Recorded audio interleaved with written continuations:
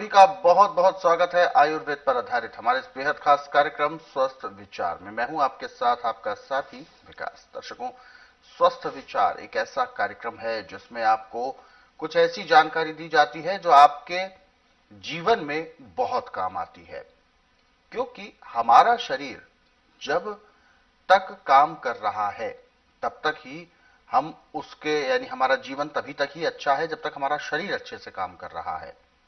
और जब भी जीवन में कुछ ना कुछ परेशानियां जब सामने आती हैं तो उसके सबसे बड़ा कारण शरीर भी होता है, क्योंकि जब शरीर काम करना बंद करता है या उसमें ऊर्जा का संचार नहीं हो पाता और बिल्कुल शिथिल होने लगता है, तो ऐसे में अपने कर्तव्यों का निर्वहन व्यक्ति अच्छे से नहीं कर पाता और स्वयं को अपने परिवार पर आश्रित कर देता है।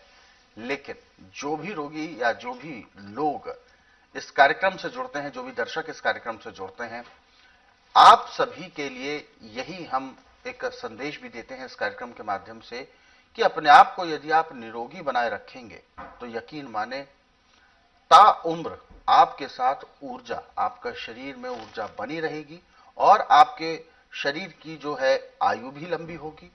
और सबसे जरूरी बात यह कि जब तक आपके अंदर सांस है, जब तक आपका दिल धड़क रहा है, तब तक आप अपने आप को निरोगी बनाएंगे। तो ये सारी जानकारी आपको इस कार्यक्रम के माध्यम से दी जाती है और इन सभी विषयों में हमारा मार्गदर्शन करते हैं जाने माने आयुर्वेद के ज्ञाता गायत्री सिद्ध पंडित श्री लक्ष्मण दास रतन भारद्वाज जी। आइए सबसे पहले गुरु जी का स्वागत करते हैं और कार्यक्रम की शुरुआत करते हैं। गुरु जी नमस्कार। नमस्कार। दर्शकों, ये कार्यक्रम आपके लिए है और हम चाहते हैं कि आप इस कार्यक्रम का हिस्सा बने।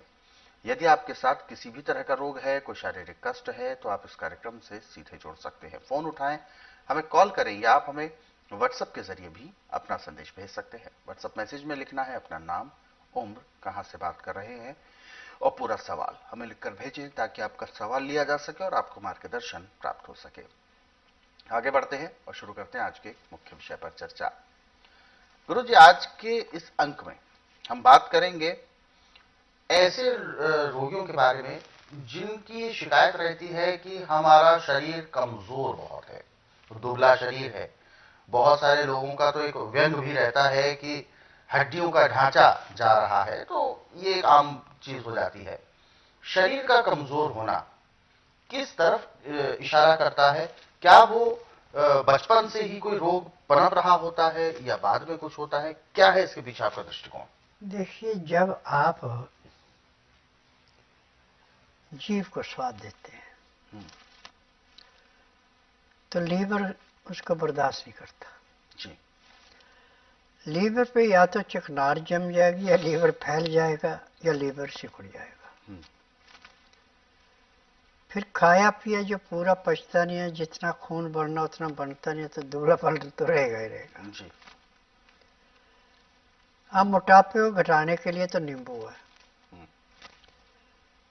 और पतलेपन को नॉर्मल लाने के लिए नींबू का निषेध है जी।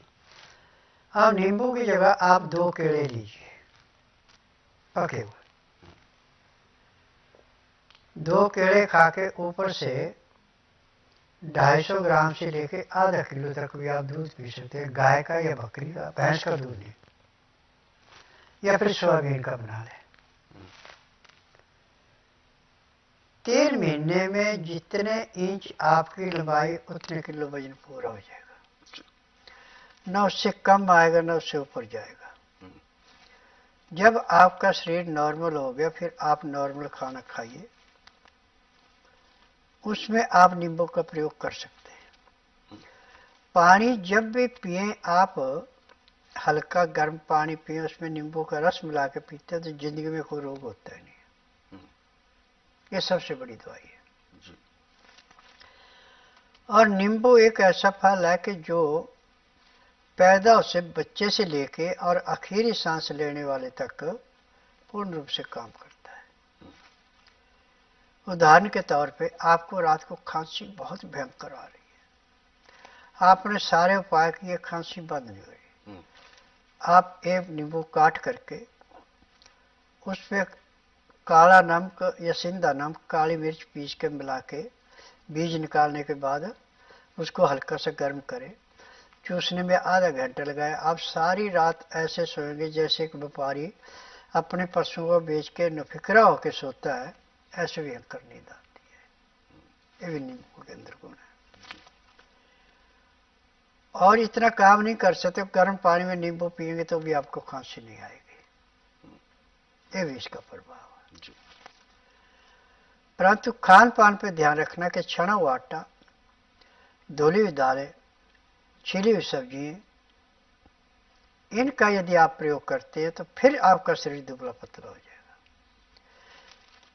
चोकर वाला आटा, छिलके वाली दालें, छिलके वाली नरम छिलके वाली सब्जी, हरी सब्जी ज़्यादा से ज़्यादा यदि आप प्रयोग में करते हैं तो ना मोटापा आएगा ना दुबला पतला रहेगा और नॉर्मल शरीर होता है। आज पूरे संसार के अंदर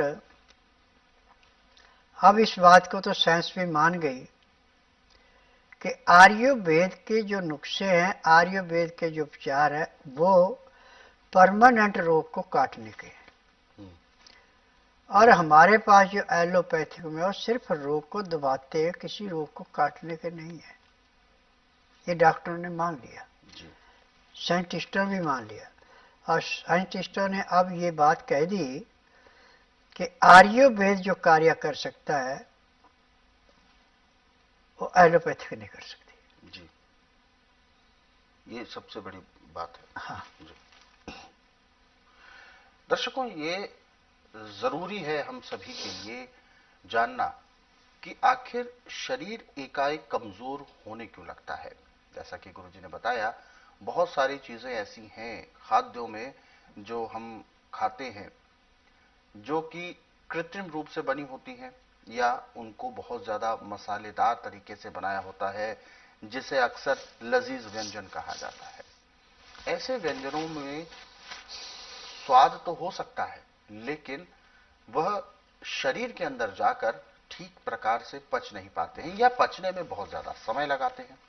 और वो लीवर जो हमारे शरीर के अंदर है वो उनको ठीक से ग्रहण नहीं कर पाता और इसकी वजह से लीवर पर चिकनाई जम जाती है। अत्यधिक वसा होने के कारण लीवर एक तरह का फिल्टर होता है, जिसमें कि अगर ऊपर काई जम जाए तो अंदर फिर कुछ ठीक प्रकार से जाएगा नहीं, तो बहुत सारी दिक्कतें उसमें उत्पन्न होने लगती हैं।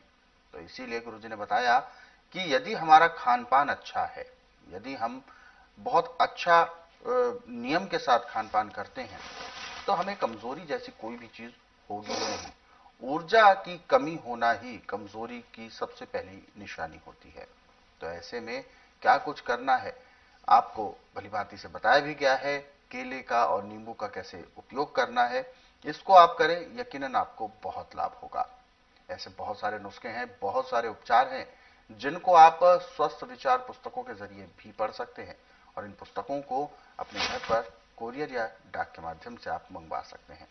हेल्पलाइन नंबर आपकी टीवी स्क्रीन पर है। आप इन नंबरों पर सुबह 10 बजे से लेकर शाम 5 बजे के बीच में कॉल कर सकते हैं।